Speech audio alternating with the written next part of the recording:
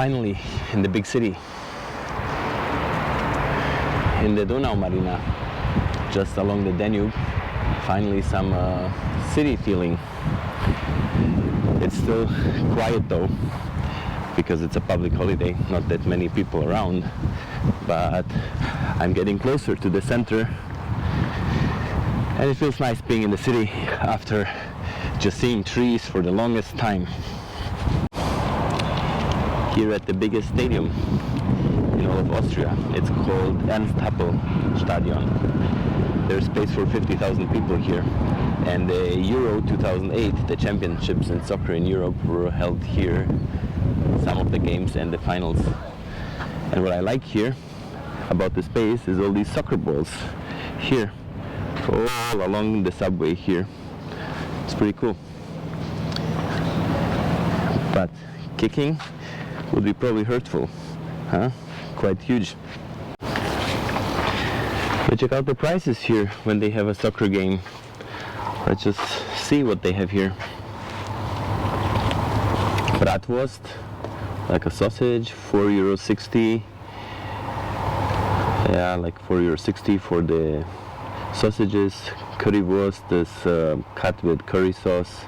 Sausage, €5. Hot dog, $3.50. Yeah. Semmel, it's kind of like just in a bun, $2.50 to $2.90. What else do we have? Beer, small beer, $3.20. Big one, €4. That's actually okay. And Coke, even half a liter, €2.80. Coffee for coffee, big one, $3.80. That's a little bit expensive, but otherwise it's kind of okay. Not even that expensive as I thought it would be here in Vienna.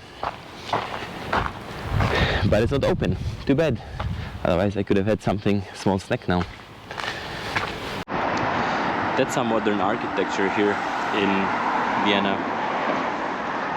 I rarely see something like this in the southern part of Germany. These are residential towers over 30 stories tall. Quite rare. Reminds me a little bit of Jakarta in Indonesia. And the water, which is not the cleanest kind of, so looks like Indonesia, I would say. Sorry guys, it just kind of reminds me, not that I say that everything is terrible in Indonesia, it just reminded me of. Beautiful day, nice and warm, not too hot. I think it's only like 22 degrees, but it's nice to go for a walk on a day like this, and not like in Indonesia, 35 degrees, walking through Jakarta, everything is like, it's so sweaty, everything just sticks to you. Today is just really nice. This is how a residential building in Vienna looks like from the years 1926-27.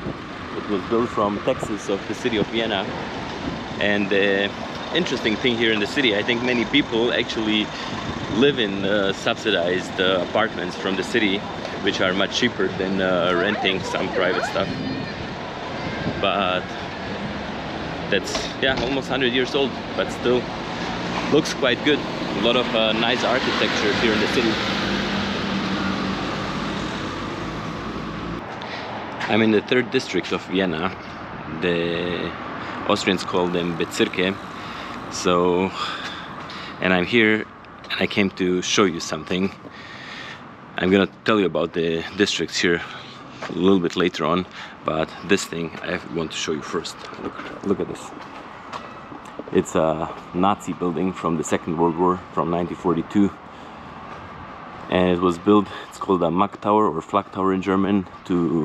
It's against like aircraft bombing, to protect cities back then, like German cities, Vienna, Hamburg, Berlin. I don't know if they had Munich, and they destroyed all of them in Germany, but they could not destroy this one easily because it's too close to the like neighboring buildings here, so it's still standing. And this one here is I think the biggest, one of the biggest bunkers in the whole world. It's quite amazing, right? Look at this. I don't think you can go inside. It's closed. It used to be open, but it's just huge. It's even much bigger than I expected. This is the second tower here in the park. I'm not quite sure which one was for the protection against artillery from aircraft and which one was a bunker, but I don't know. This one's a little bit smaller. They're quite similar though. It's just amazing how two different worlds. This reminds you so much of the Second World War and all the destruction which everybody of us has in their heads from movies, and then you have this beautiful street here across some of the nicest neighborhoods here in all of Vienna. So nice, the buildings, very historical, almost in the center of Vienna.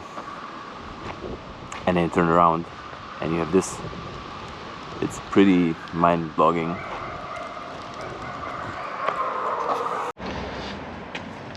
We're getting closer to the city center, really close now. And I want to talk to you a little bit about Vienna. Obviously, I mentioned it's the capital city of Austria. And it has 2 million people living in the city right now. But the crazy thing is that 100 years ago, in 1916, during the First World War, there used to be 2.2 million people almost here in the city, because Vienna was the capital city of this huge empire of the Austro-Hungarian monarchy, and all these buildings here, which you can see, are from that time, and it was such a glorious city. The third biggest city in Europe, just after London and Paris, and there used to be so many people, and when the monarchy collapsed and fell apart, then many people which used to live here, like the Czechs, Slovaks, I don't know, Hungarians, Ukrainians, whatever, they all went back to their countries because it was not one country anymore.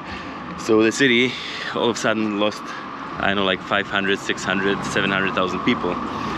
And now it's kind of coming back to this 2 million people, and it's growing quite fast now, which is interesting. It took the city another 100 years to go back to the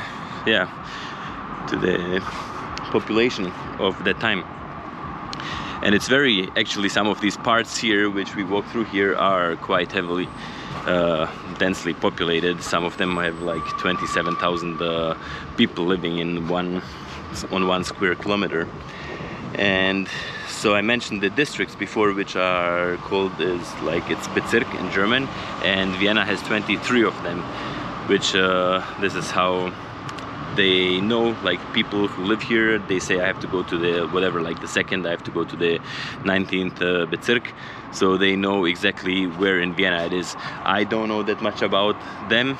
I know my aunt lives in one of them lives in the 15th, one of them in the 19th, so I'm gonna stay tonight at my aunt's place. But I don't know about the districts this much, so I'm not a local here. But Vienna, yeah, it's a really cool city.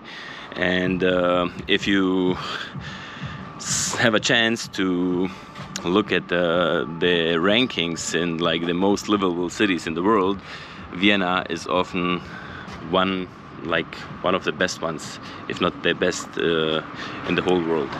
I think a couple times it was the best in the ranking, maybe with Zurich and some other European cities. So if you're lucky, you live here in the city and you have everything you need. Yeah, so Vienna is amazing. If you have a chance, come and visit. You're gonna be I think you're gonna like it. It's really nice place. And now if you're really rich, this is the place to come and spend your money. There's a lot of shops where you can spend a lot of money.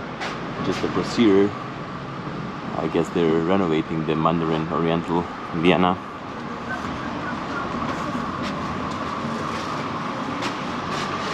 That's how it looks like here in the city center.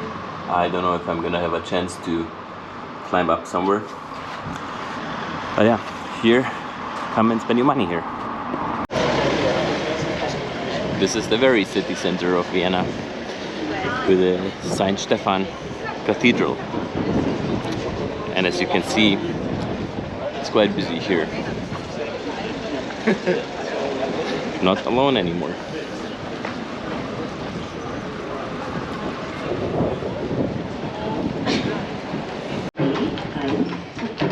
Just standing across the city hall of Vienna. It's very busy here. Everybody taking a ride with the horse carriage.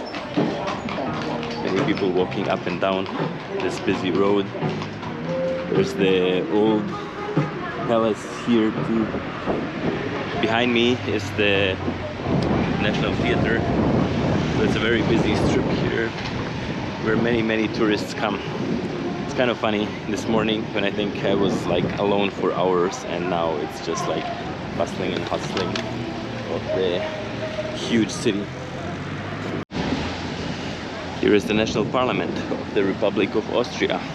Just see no bicycle runs me over. Amazing architecture here in the city. Really amazing.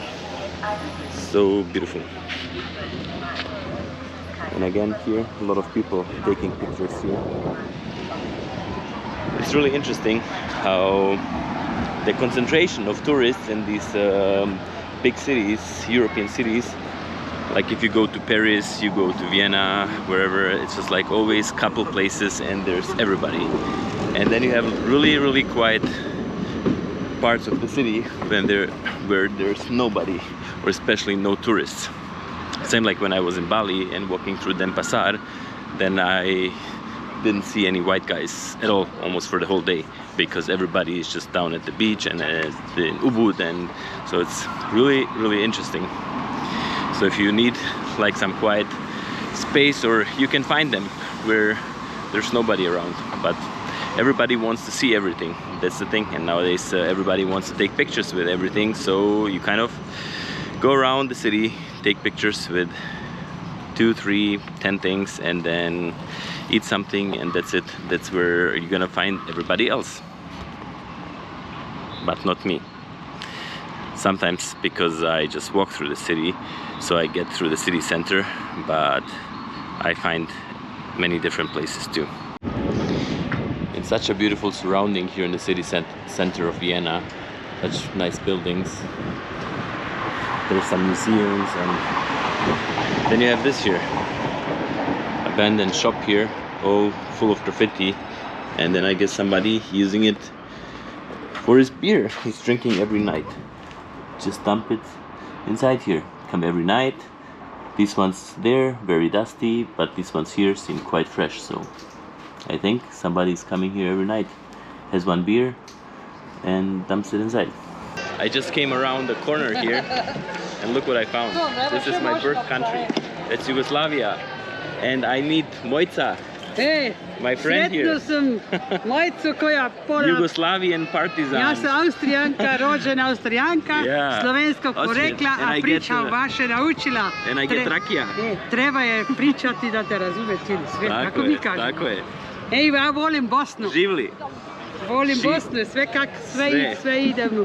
sve idemo u vaše Neretvo, Jablanicu, na Igman, svugde se ide. Rakija from Bosnia.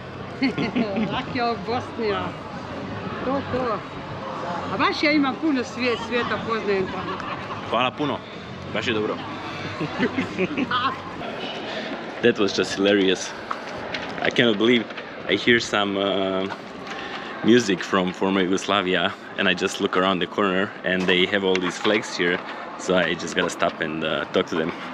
So she's really nice, Mojca, very nice, talking to me about they're organizing something about a battle in I think that was in Slovenia.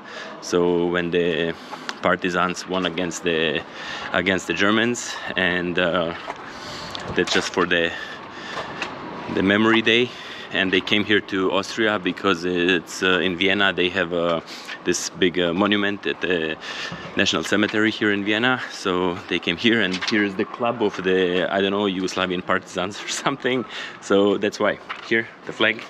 And she says she really likes me, so she gave me This one here. Yeah. Interesting. Like I said, you meet always interesting people. It's time to have a coffee after I had a rakia, and it's been a while. I wanted to stop for a coffee, but I just kept walking, and there's a Starbucks here. Not that I really like it, but my wife loves them, so I'm gonna make her a nice, bring her a nice souvenir because she likes it. So let's go order coffee. I'm so tired. Cappuccino tastes actually good. I need a rest. My back hurts so much from the backpack all day long up. The shoulders so stiff. But my wife gonna like it. She has this tumbler and Austria. I think she's gonna like it. Because she always likes something from Starbucks. You remember, guys, when we were in Bali, she got some stuff, right? So this time I got her some stuff.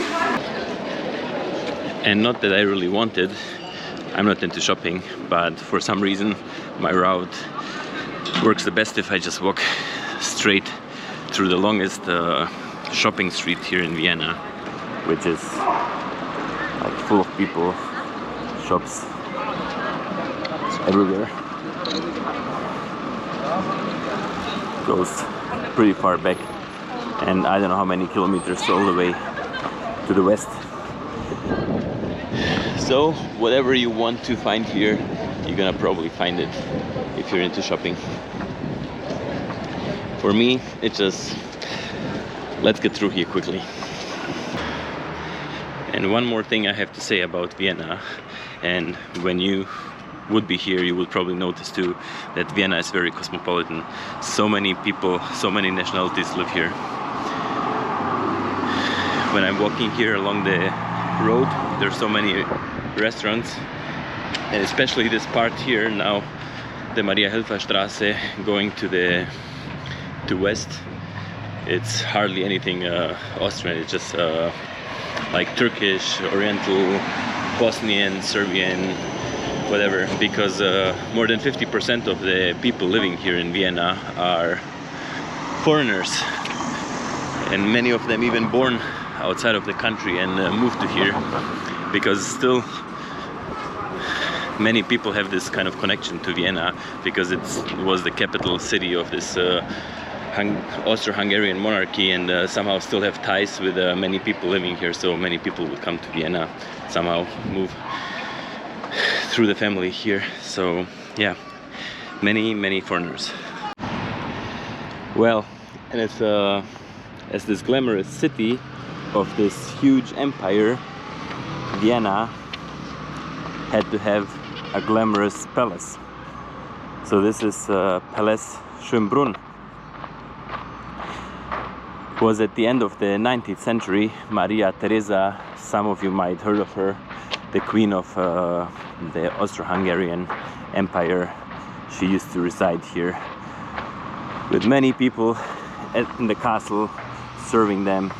And here you can literally see how powerful Austria was back in the day, with this huge palace and a huge compound going all around, and one of the first zoos in the world.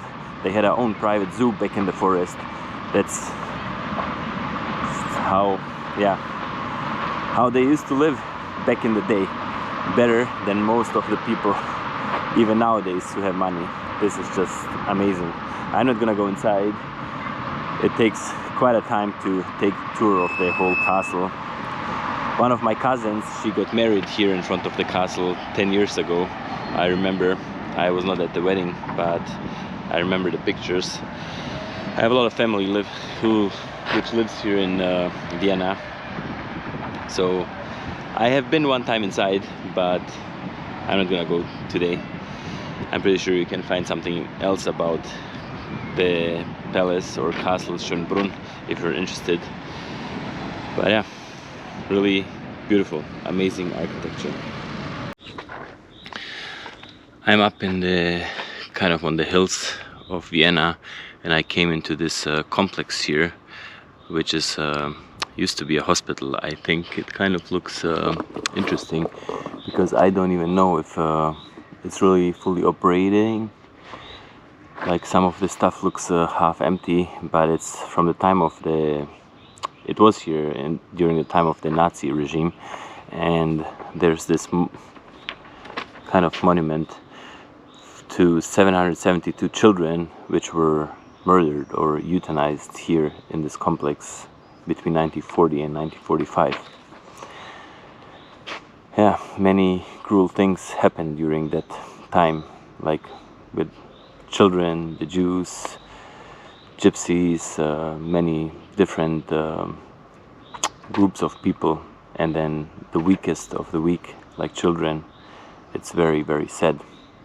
So this is why they have this light shining for them, for all these poor little children. This whole complex here looks actually interesting. Like, this building up here could be like a mental clinic, but really like from the Nazi era. They could be making movies here from the wartime. It's really kind of scary. It's really kind of like an institution. It's really, you can literally like imagine there's like some soldiers coming around the corner here, like with the SS regime, Nazi style. Look at this here. I mean, it's still really still very well kept. Looks kind of nice and clean, but it's weird. So weird. There's no lights. Everything is kind of. I think this one maybe is functional, but this one again looks. I know they looked very, very sketchy. Everything. And then on top of the hill, they have this really, really beautiful church. I don't know if there's a nice view from here. What a complex. Crazy. Look at this. So beautiful. And this is the guy who founded the institution here. Leopold Steiner, 1907. Look at this. Like, the church, it's beautiful, it's amazing. This whole complex was probably there for a nice reason, to help people, and then the Nazis probably kept many people here and killed children and probably adults too. It's what a beautiful spot. You can see almost all of Vienna down there. Probably hard to see anything from here, but this is where I came through today, along the Danube and then around here. Beautiful.